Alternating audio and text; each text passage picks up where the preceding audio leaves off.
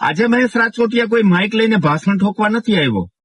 આજે હું તમારી છાતીમાં 30 વર્ષથી દબાયેલી ચીસને અવાજ આપવા આવ્યો છું. પહેલો સવાલ, દગાનો હિસાબ. 48 કલાક યાદ રાખજો, ફક્ત 48 કલાક. ચૂંટણીનું રિઝલ્ટ આવ્યું અને ગાંધીનગરની ખુરશીએથી હુકમ છૂટ્યો.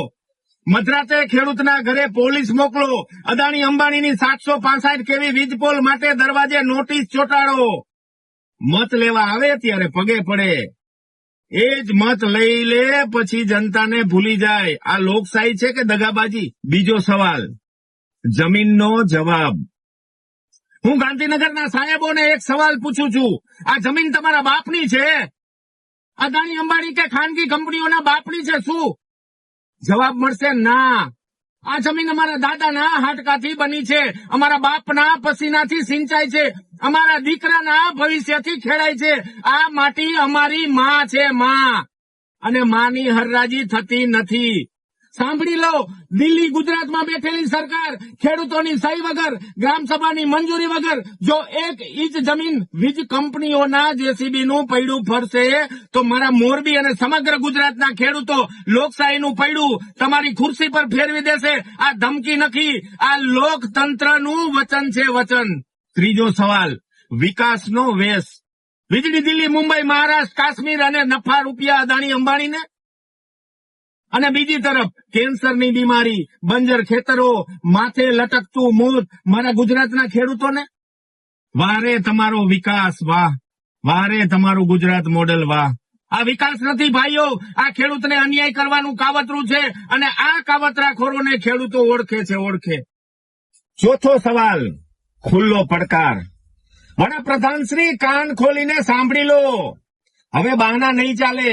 તમે ખેડૂતના દીકરા છો કે કોર્પોરેટર ના સમર્થક?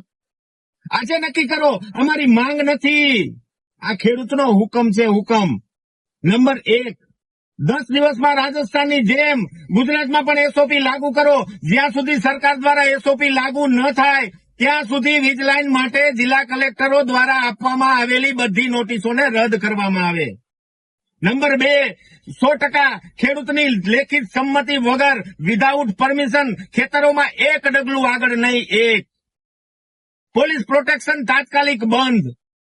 1885 ના કાયદાનો ઉપયોગ કરીને હુકમ કરનાર કલેક્ટર એ જ કાયદામાં રહેલ જોગવાઈ મુજબ માર્કેટ ભાવના 4 ગણા અથવા પોલ દીઠ 2 કરોડ રૂપિયા પેટે ચૂકવે.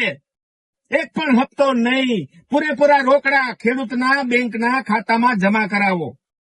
નંબર 5, રાત્રે ઘરે નોટિસો આપવા આવનાર અધિકારીઓની તપાસ કરી કાર્યવાહી કરો. ગ્રામસભા વગર સર્વે કરનાર કંપનીની અને સરકારી અધિકારીઓ પર કાયદેસર ફરિયાદ નોંધો. 5મો સવાલ, આખરી અલ્ટિમેટમ. મારા ગુજરાતના ખેડૂતો સાંભળી લો. હવે ભાષણ નહીં, રણસિંગુ ફૂંકવાનો સમય છે. તારીખ 10/6/2026, બસ 15 જ દિવસ.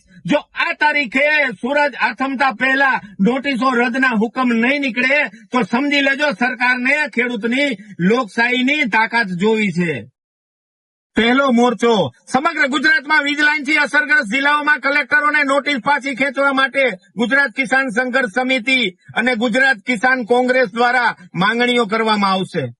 બીજો મોરચો, તારીખ 15/6/2026 સુધીમાં 100, 200 કે 500 નહીં. સાંભળી લેજો, 100, 200 કે 500 નહીં, પરંતુ સમગ્ર ગુજરાતમાંથી હજારો ખેડૂતો ટ્રેક્ટરો સાથે ગાંધીનગર કૂચ, વિધાનસભાને લોકશાહી ઢબે ઘેરાવ, રસ્તા પર શાંતિપૂર્ણ વિરોધ અને જનતા તમારી ખુરશીનો હિસાબ માંગશે, હિસાબ. છેલ્લી વાત, ઇતિહાસનું પુનરાવર્તન. મુખ્યમંત્રી શ્રી, એક વાત ગાંઠ બાંધી લો. ગુજરાતનો ખેડૂત ગાંધી ચિંધ્યા માર્ગે ચાલે છે, પણ જમીન માથે જયારે અન્યાય થશે ત્યારે એ જ ખેડૂત પોતાના હક માટે લડતા ભગતસિંહનો પાઠ નહીં ભૂલે. યાદ રાખજો, સમંતી વગર ખેતરમાં પગ મૂકશો તો એ ખેતર જ તમારી રાજકીય કારકિર્દી દફન થવાની જમીન બનશે. ખેડૂતના આંસુથી રાવણની લંકા બળી હતી. લોકશાહીમાં જનતાનો રોષ ગાંધીનગરની દિવાલો હલાવી દેવાની તાકાત રાખે છે. નિર્ણય હવે તમારો છે. ખેડૂત બચાવો છે કે ખુરશી? ગુજરાત બચાવવું છે કે કોર્પોરેટ? જવાબ 10 દિવસમાં જોઈએ, નહીતર 15 જૂન 2026 ના દિવસે ગુજરાતનો ખેડૂત ટ્રેક્ટરના હોર્નથી મૂંગી બેરી સરકારને જગાડી દેશે, જગાડી.